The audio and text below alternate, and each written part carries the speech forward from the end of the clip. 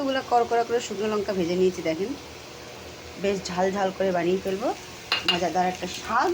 তার জন্য দেখো কতগুলো রসুন তেলের মধ্যে ঢেলে একেবারে একটু লাল লাল করে গোল্ডেন গোল্ডেন ব্রাউন করে একটু রসুনটাকে ভাজা করে নিচ্ছি। পুরো শাকের রেসিপিটা আমি দেখাতে পারলাম না, তার জন্য অনেক দুঃখিত। তাড়াহুড়ার জন্য কাজও আছে, কাজে যেতে হবে, আর ঝটপট করে রান্নাটাও করতে হবে, সেই কারণে সম্পূর্ণটা শেয়ার করতে পারলাম না। তো ভাবলাম হালকা অল্প কিছু একটু শেয়ার করে দিই প্রিয় বন্ধুদের জন্য, কিছু তো দরকার। আর ফেসবুক মামাও কিছু কিছু নতুন চায়, তো অবশ্যই করতেই হবে। দিয়ে দিলাম রসুন বাটাটার মধ্যে একটু হলুদ, আর রসুনটা থেতো করার সময় আমি স্বাদ অনুসার লবণ দিয়েছিলাম, আর তার আগে বলি শাকটা সেদ্ধ করার সময় একটু লবণ দিয়ে দিয়েছিলাম। তো সেরকমভাবেই লবণটা দিতে হবে নিজের স্বাদ অনুযায়ী।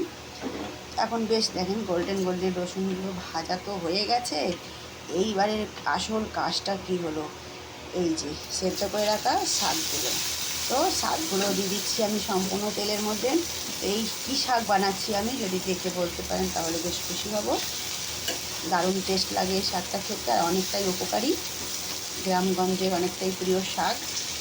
অ্যাকচুয়ালি গ্রামগঞ্জে সব শাকগুলোই প্রিয়, দারুণ লাগে কুড়িয়ে খেতে। কুড়িয়ে খাওয়া শাকগুলো দারুণ মজা। তো আমি কালকে গেছিলাম প্লটে, সেখান থেকে এই শাকগুলো কুড়িয়ে নিয়ে আসা হয়েছে। যখন যাই প্লটে প্রায় তখন ওখান থেকে কিছু কিছু শাক কুড়িয়ে নিয়ে আসি, কেন আমরা যেই পরিবেশে থাকি এখানে কিনে খাওয়া ছাড়া কোনো উপায় নেই। তো সেই কারণে কুড়িয়ে খাওয়া জিনিসগুলো উপভোগ করি মাঝে মাঝে, দারুণ মজা লাগে। আমি যতটা জানি এই শাকটা কিন্তু ব্লাড প্রেশারের জন্য অনেকটা উপকারী। অনেকটা আওয়াজ হচ্ছিলো অ্যাডজাস্ট পাখাটায়, তাই সেটা বন্ধ করে দিলাম। হয়তো এর আগের সাউন্ডগুলো ভালো পরিষ্কার হয়তো নাও শোনা যেতে পারে, কারণ অ্যাডজাস্টের আওয়াজটা অনেক বেশি ছিল। দিয়ে দিলাম তো রসুন পোড়া শুদ্ধ। এইবার পালা হলো লঙ্কাগুলোকে গুঁড়ো করে দেওয়ার। তো লঙ্কাগুলো আগে গুঁড়ো করে নিই, হাতের আঙুল দিয়ে চটকে লঙ্কাগুলোকে গুঁড়ো করে দিয়ে দিলাম শাকের মধ্যে।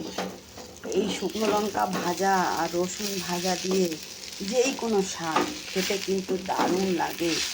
আর এই শাকের টেস্ট শুধুমাত্র বাঙালিরা ছাড়া কেউ জানবে না, কেননা এই রকম সুস্বাদু খাবারগুলো বাঙালিরাই বানাতে পারে, তাই কি না? দেখে কি মনে হচ্ছে, দারুণ লাগবে না খেতে? গরম গরম ভাতের সাথে শাক ভাজা, সাথে কি থাকবে? সাথে থাকবে শুকনো লঙ্কা ভাজা। যে শুকনো লঙ্কা ভেজেছিলাম সেখান থেকে 2-4টে তুলে রেখেছি শুকনো লঙ্কা। আমার তো কথা বলতে গিয়ে জিভে জল চলে আসছে। দারুণ মজার একটা খাবার হবে, আর কুড়িয়ে আনা জিনিসের তো আর টেস্টটাই আলাদা হয়, বুঝতে পারছো বন্ধুরা? হয়ে গেছে শাক ভাজা। শাক, যে কোনো শাক বানাতে কিন্তু একদমই সময় লাগে না, কাটতে বাছতে ধুতে যেটুকু সময় লাগে বানাতে বিন্দু মাত্র সময় লাগে না, একদম ঝটপট তৈরি হয়ে যায়। আর এরকম পুরনো শাক তো আরও তাড়াতাড়ি তৈরি হয়ে যায়। তো কেমন লাগলো শাক ভাজাটা অবশ্যই জানাবে। টাটা, বাই বাই, দেখা হবে নতুন ভিডিওতে।